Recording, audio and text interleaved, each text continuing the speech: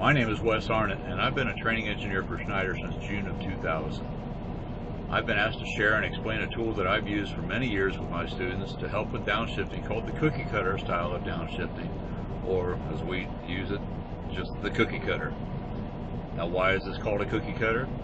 Well, if you use a cookie cutter to make cookies, you get the same results every time. Likewise, if you use this style of shifting, we also get the same results every time. A little background first. This technique incorporates the two principles that I use in all of my training. One, why do I have to know this? Or the what's in it for me concept we learned about in adult learning principles.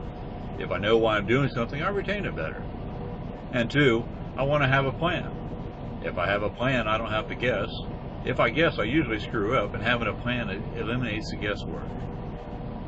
What is the cookie cutter? It's basically a bump and run. It's the same bump and run they were taught in the first week, and in this case it's just slowing the truck down to 800 RPM, again watching the tach. Coming down to 800 RPM, taking out a gear and rev it up to 1400, and then put it in the 2 gears down. Why does it work?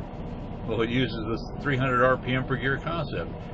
Something I learned when I first came to Schneider was that all of our gears are 300 RPM apart, or as I think of it, as like the stair steps.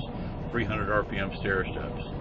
So by taking it out of gear at 800 RPM and revving it up to 1400 RPM, that's 600 RPM, or 2 gears downshifted at 300 RPM apiece equals 600 RPM. 800 plus 600 equals 1400. If you can add by threes, you can downshift the truck. Shifting is a lot more about RPMs than speed. Now the question I get is, I had to learn all these bingo sheet, all these speeds on the bingo sheet last week in training. You mean I don't use that for downshifting? Well, we teach the bingo sheet and we drill it in their heads because the bingo sheet is more for gear recovery than it is for downshifting.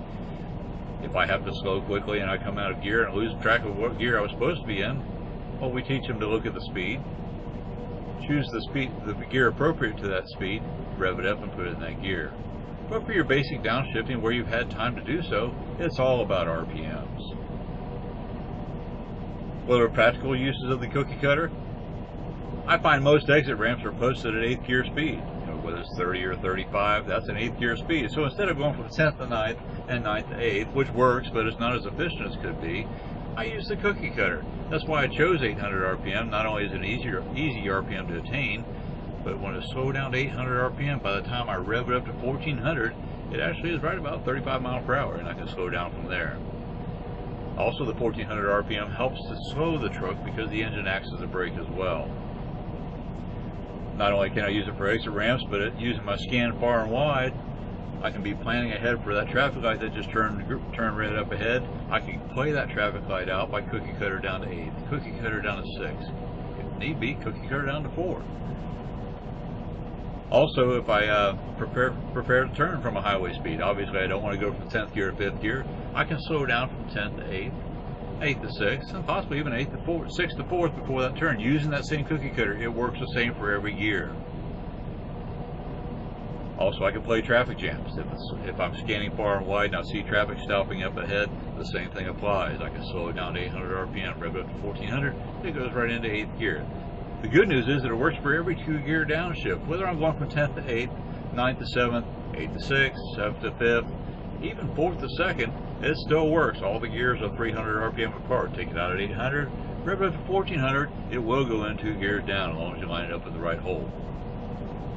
After I explain the Take 10 technique, usually first thing Monday morning, I go pull into a rest area and I get to demonstrate that, going from 10th to 8th, then 8th to 6th, then 6th to 4th, slowing in a controlled manner to a safe speed for that rest area. It's a good practical application. They can see that in work. And then obviously when they get behind the wheel, I coach them through it on the first exit ramp they take. We'll go from 10th to 8th, 8th to 6th, or whatever is appropriate for that ramp, and they get to see that in practice. The last secret I use for the cookie cutter is the same secret we teach in everything. Give yourself time. Take your time. Don't put yourself in a last second hurry-up situation. It's much more efficient, and the more they use the plan, the more confidence they have in the plan and themselves. They say, I can do this. I want to share a story of about 4 months ago. I had a student in my truck Monday morning, and I did the same thing Monday morning that I do with every student Monday morning. We introduced ourselves, we talked about ourselves, we shared where we were coming from, and then I set some expectations, and then I demonstrated the cookie cutter. I explained the cookie cutter, and then I demonstrated it. Well, we happened to be coming into our truck stop for fuel that morning, and that's where we were going to trade places. So I don't remember the gentleman's name, but he looked over at me once we got in the truck stop. He said, "Wes, there's no way I can do that." I said, "What do you mean?" He said, "I'm never going to be able to do what you just did."